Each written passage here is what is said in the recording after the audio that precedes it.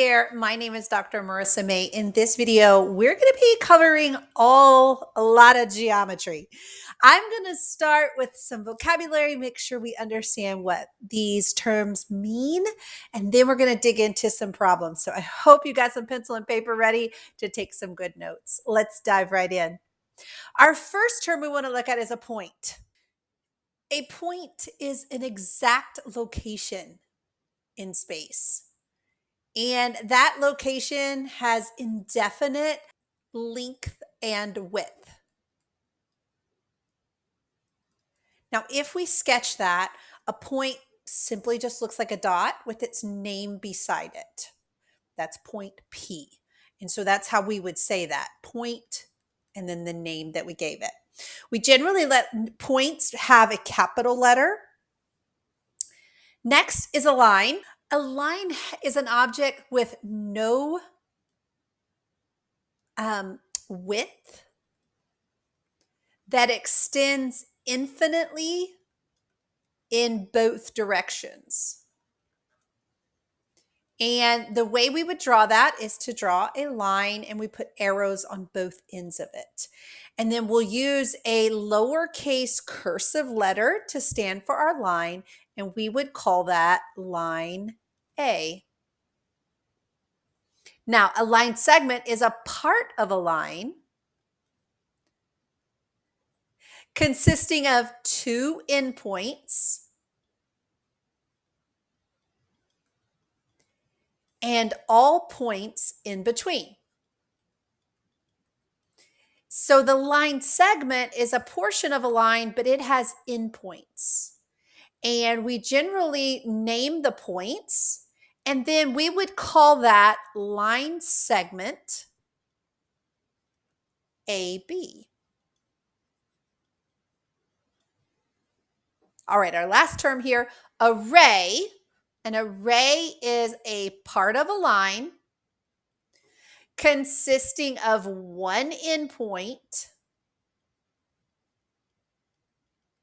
extending infinitely in only one direction.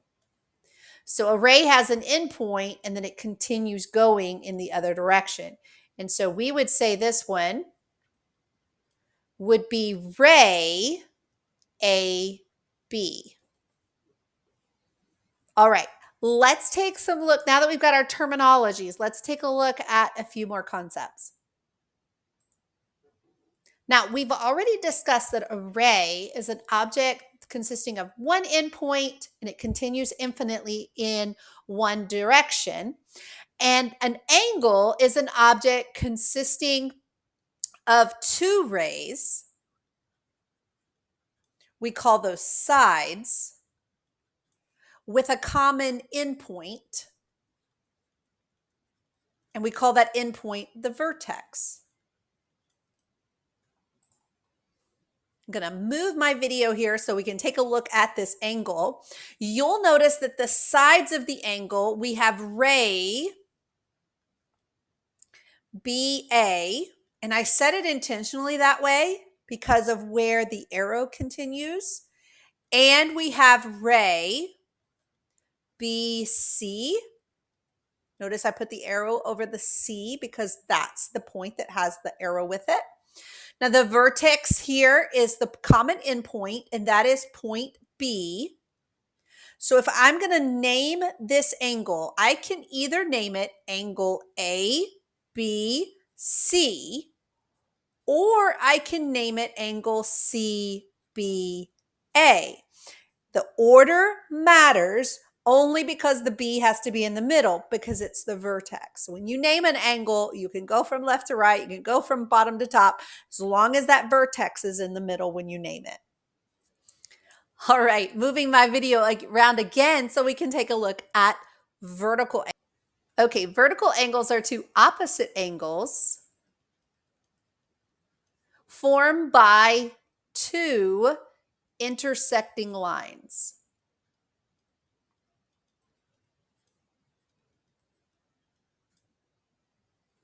Vertical angles are always equal to each other. So if you look at example 2 here, you can see that AC and DE, those are the line segments, intersect at point B. So we have vertical angles here. They're opposite of each other. And since we know this one is 50 degrees, we know that this one must also be 50 degrees. So we were looking for angle DBC, DBC. So that has to be 50 degrees because it has to be equal to its opposite angle. All right, a few more definitions here now. Two angles whose measures have a sum of 180 are called supplementary angles. Supplementary angles. And when the sum of the measure of two angles is 90 degrees, we call those complementary angles. So supplementary means that the angles add to 180. Complementary mean they add to 90. So look at example 3. Measure angle 1 and measure angle 2 are complementary. If measure angle 1 is 63, then how much is measure angle 2? So remember that word complementary means that they add to 90. So we need to go ahead and subtract 63 from 90 to figure out that the missing angle is 27 degrees. Look at example 4. If angle 3 and angle 4 are supplementary angles and angle 3 is 20 degrees, then supplementary means that they add to 180. So now we're going to take 180 and subtract the 20 from it so that we get the missing angle of 160 degrees. So remember, complementary means 90 degrees. They add to 90 degrees. Supplementary means they add to 180.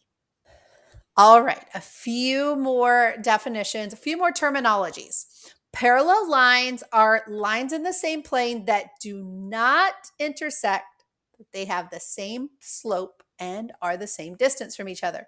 So if we draw them, parallel lines might look something like this.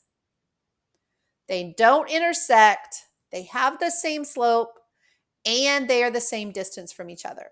Now, a transversal is a line that intersects two or more lines. So if I had a set of parallel lines and I have a third line that intersects those two, we would call this third line the transversal because it intersects the other two lines. Okay, now these words are going to become important when we start looking at the angles that are formed by those two. So let's take a look. All right. All right, I've got a lot of different kinds of angles here. I want you to pay attention to the wording in the names of them because it's going to make a difference. So let's start with the first group, which is alternate interior. Okay, so we have a set of parallel lines up here at the top cut by that transversal, and we want to find alternate interior. So alternate interior mean they're on the inside of these lines and they're on opposite sides of the transversal. So they're on the inside. So here's one on the inside. They're on opposite sides of the transversal. So angle 6 and angle 3 would be alternate interior angles. Another group would be 2 and 7 because they're on opposite sides of the transversal and they're inside the parallel lines. Now let's go to alternate exterior. So they're on opposite sides of the transversal, but they got to be outside the parallel lines. So for this, I've got 5 and 4. They're on opposite sides of the transversal, and they're on the outside of the parallel line, of the lines X and Y. They're not parallel. Sorry about that. All right. We also have 1 and 8. Angle 1 and angle 8 are alternate exterior angles because they're on opposite sides of the transversal. That's the alternate part, but they're outside of the two intersecting lines. Okay, let's look. Okay, let's look next at same side interior angles. So remember, interior means they have to be inside of those two intersecting lines, and they got to be on the same side of the transversal. For this one, I've got angle 2 and angle 3. I do apologize there about my video. All right, I also could do angle 6 and angle 7 there. All right. Number 4 group, same side, exterior. I hope you're picking up on the pattern of how the name tells you where to look. They're on the same side of the transversal, but they're outside the two lines. So for this one, I've got angle 1 and angle 4. I've also got angle 5 and angle 8. Okay. Now, corresponding is our last group. Corresponding means you see the 4 angles that are formed at the top, 1, 2, 5, 6. You see the 4 angles that are formed at the bottom, 3, 4, 7, 8. Corresponding means you want to pick out the angles that are both in the top left. Okay. So that would be angle 1 and angle 3. Then you could pick out corresponding angles on the bottom left. That would be 2 and 4. You see how they're in the same location in the cluster of 4 angles. They're in the same location.